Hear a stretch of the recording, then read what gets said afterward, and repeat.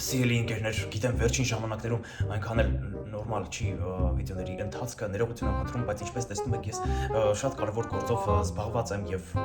դա է պատճառը։ Շատ քիչ է մնացել։ Ավարտենք եւ կվերադառնանք մեր բնականon հունին։ Այ տղակաճը մեռավ է։ Եկա։ Եթե դուք մի պահ անգամ մտածում եք, թե ֆուտբոլը հանգիստ է, ուրեմն դուք Չեմպիոնների լիգա չեք նայում։ Ողջույն բոլորին։ Այս մրցաշարը չի սիրում հանգստություն, լռություն, պարզ խաղեր ու մեր մեջ ասած այնքան էլ տրամաբանական չի։ Այսօր Ռենոյի հարցազրույցից հետաքրքիր դրվագներ ենք առանձնացրել, ուրախացել ենք Նոյի հաջողությունով ու իհարկե Չեմպիոնների լիգա, որտեղ քամբեքների, ֆուտբոլային դրամայի, անսպասելի հերոսների ու իմ ու գլոբի ֆանտաստիկ երկխոսությունների կոմբո է ձեզ սպասվում։ Նոան եվրոպական ֆուտբոլային օրերը առնվազն 2 խաղով եւս երկարաձգեց լիգայի փուլում վերջին տուրում նրանք խաղալու են Կիևի Դինամոյի հետ, որն ընդամենը 3 միավոր ունի եւ նրանց հաղթելու դեպքում լիգայից փլեյօֆ ուղիղ չվերթը շատ հավանական է, բայց մինչ այդ Երևանում նրանք կարողացան հաղթել Բիճաղջանենց Լեգիային աղջան։ Իհարկե, ամենասկզբում ամանորյա նվերը ծիրուն հանձնեցին, այդ մի դարտից պրծան, բայց հետո եւ խաղով եւ հաշվով հաղթեցին ու շատ հաճելի ու լավ էմոցիաներ պարգևեցին հայ երկրպագուին։ Շնորհավորում ենք Նոային։ Հուսանք 26-ի գարունը կլինի եվրոֆուտբոլային մեզ համար։ Առաջին անգամ Տենաս Վահանը տուն մտավ։ Անցնենք Չլեին ու սկսենք ծանր հրետանիով։ Ռեալ Սիթի այս սերիալի հերթական սերիան հաստատ Դիանա Գրիգորյանն է գրել։ Էդ ինչի, որ տխուր էր։ Բեռնաբեուում Ռեալի եւ Սիթիի բախումը նման է երկու տանկերի, որոնք ծանր են ու դանդաղաշարժ։ Առաջին 20 րոպեն Սիթին փորձում էր օկուպացնել Մադրիդը։ Գուարդիոլայի պրեսինգը ավելի շատ նման էր հեսագնդակը կվերցնեմ, տեսնենք դուք ինչ եք անելու մոտեցմանը։ Ու դա աշխատեց։ Բայց մինչև այդ պետք է ընդգծել, որ Ռոդրիգոն էր գոլի հեղինակ դարձել ու հույս էր պարգևել Մադրիդի Ռեալի երկրպագուներին, որոնք հաղթանակին կարոտ են մնացել։ Պատկերացրեք, Ռոդրիգոն, որը գոլ էր խփել Նոյան տապանի Արարատի գլխին իջնելուց։ Իսկ Հոլանդի իրենից գոհ քայլելը այդպես էլ ոչ մեկի կողմից չպատժվեց։ Ռեալը փորձում էր, կաշվից կարելի ասել դուրս էր գալիս, ամենավերջի ձևով տրվում էր, բայց ինչ արած, եթե խաղակցվածություն չկա, Մբապեն էլ չկար, մի խոսքով տխուր էր։ Սիթին էլ վերցրեց Ռեալի թագը եւ այդ ամենը ընդհանրապես դուր չի գալիս Ֆլորենտինո Պերեսին, որը այս խաղից առաջ դժգոհել էր խաղացողների նվիրվածությունից եւ ցանկանում էր տեսնել սպիտակ շապիկով մտնող ֆուտբոլիստի, որը դուրս է գալիս կեղտոտ գջլոտ կանաչ խոտացված շապիկներով։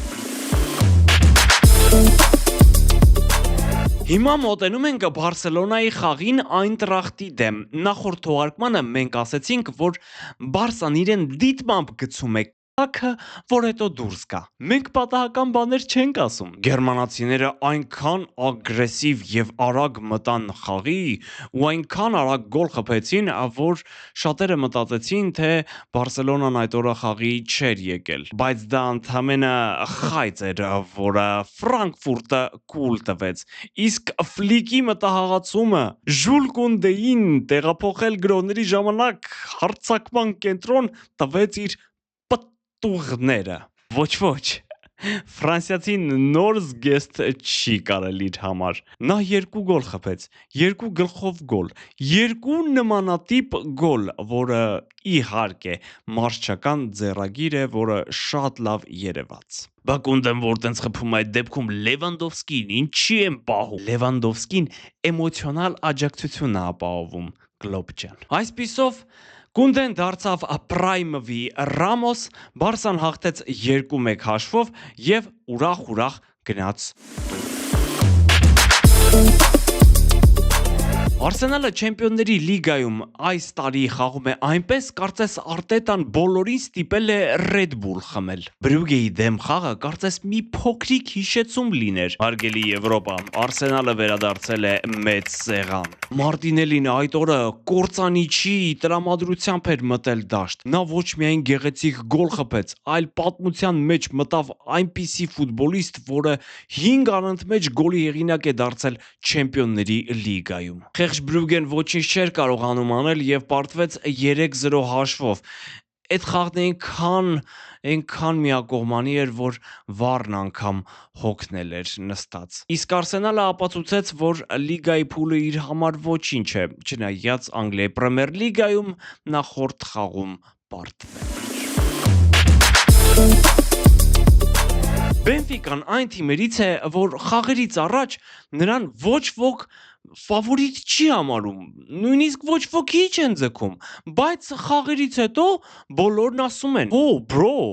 էս ինչ էր»։ Իսկ Նապոլին լրիվ հակառակն է։ Գրեթե բոլոր խաղերում թղթի վրա պետքա որ ֆավորիտ լինի, բայց բռնում ու քաշում է։ 2 գոլ պորտուգալական թիմից Մորինյոն ցնծում էր եւ հաղթանակ տոնում, իսկ Նապոլին այդպես էլ չի կարողանում հասկանալ, ինքը ուզում է չեմպիոն դառնա, թե չի ուզում, ուզում է հաղթի, թե չի ուզում։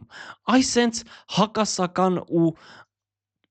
իտալական ֆուտբոլ էլի։ Բենֆիկան շատ ամուր կորիզ է ու շատ հավանական է, որ կլինի փլեյօֆում, որտեղ շատ լավ մրցակից է բոլորի համար։ Մենք էլ մրցակից ենք Միսթր Բիստին, բաժանորդագրվեք, որ անցնենք նրան։ Բայց մինչ այդ ներկայացնենք առաջիկա խաղերը, որից հետո Հենոյի հարցազրույցն ու ֆանտաստիկ լուրերը։ Դեկտեմբերի 13-ին Լա Լիգայի հերթական տուրում Բարսելոնան կընդունի Օսասունային, իսկ Անգլիայում Լիվերպուլը Բրայթոնին։ Դեկտեմբերի 14-ին Մանչեսթեր Սիթին հյուր կգնա Քրիստալ Փելեսին, Արսենալը կընդունի Վուլվզին, Իտալիայում էլ Ինտերը հյուր կգնա Ջենոային։ Դեկտեմբերի 15-ին Լա Լիգայի շրջանակում Ալավեսը կընդունի Ռեալին, ասում են այս խաղը ամենավորոշիչն է լինելու Ալոնսոյի համար։ Նորվեգական Բուդյո Գլիմտը շարունակում է խառնել եվրոպական ավելի մեծ թիմերի խաղաքարտերը։ Այս անգամ էլ զոհը Դորտմունդի Բորուսիան էր, որից ոչ ոքի թրծրեց խաղի վերջին րոպեներին։ Պարի Սեն-Ժերմենը կամաց վերադառնում է ակունքներին, Ֆրանսիայում գազան, Եվրոպայում մուկ։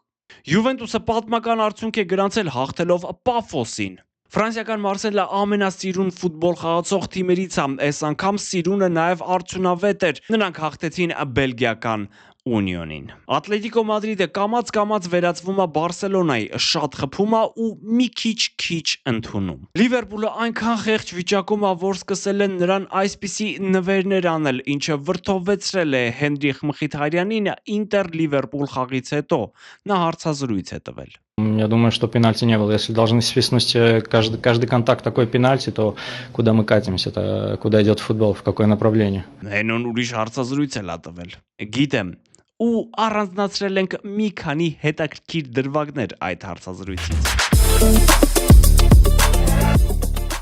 Leremo Eric Mkhitaryan. Այս սենց Էրիկ հա Էրիկ։ Ես զարմանում եմ Հենոյի համբերությանը, որ միա չի բոքսում։ Լոգոպեդի կարիք ունի թոթով լեզուն բացելու համար։ Իսկ դուք գիտեիք, որ Հենոն կարող էր երգիչ դառնալ։ Դե իմացեք։ Այո, տատիկս տեսնելով հորս տանջանքները ֆուտբոլում ինձ ասում էր. «Չէ, Հենրիկ, դու պետքա Խուլիո Իգլեսիասի պես երգիչ դառնաս»։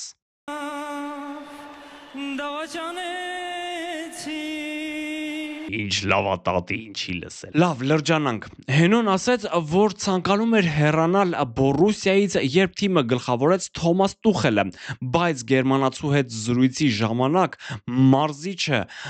գուշակել է ապագան ու փոխել ամեն ինչ։ Նա ասաց ինձ. «Լսիր, ուզում եմ դու մնաս, ես քեզ համար լավ դիրք եմ գտել դաշտում ու դու 15 գոլ ու նույնքան ասիստ ես անելու»։ Մրցաշրջանը հզոր սկսեցինք, իսկ Ռայոլան կպել էր, թե բա արի գնանք։ Ես ասում էի սպասի ու ունեցա ֆանտաստիկ տարի։ Իհարկե, այդ մրցաշրջանի նմանը էլ չկրկնվեց, Դորտմունդում բաներ փոխվեցին։ Ու Հենոն հիշեց մի դրվագ, որը երևի թե առաջին անգամ էր պատմում։ Նրա ու Բորուսիայի սպորտային տնօրեն Վացկեի միջև Լիվերպուլից կրած 4-3 պարտությունից հետո Եվրոպա լիգայի կիսաեզրափակում։ Նա ինձ հենց Լիվերպուլի օդանավակայանում ասաց. «Մենք քեզ չենք երկարաձգում, կարող ես նոր թիմ գտնել քեզ համար»։ Ու Մորինյոն զանգեց։ Հա, Հենուն նշեց, որ Մանչեսթեր նրան հենց Մորինյոն է կանչել, ու ընթացքում շատ էր գովում պորտուգալացուն, ասելով, որ նա իրեն շատ է օգնել աճել որպես մարդ, տղամարդ, իրեն գցելով տարբեր տեսակի դժվարությունների մեջ։ Բնականաբար, երկու եվրոպական տիտղոս, երկուսն էլ իր հետ։ Այո, Ռոմայում նրանք վերամիավորվեցին ու հարցին, թե քանի Մորինյո կա, նա պատասխանեց. Իհարկե մեկ,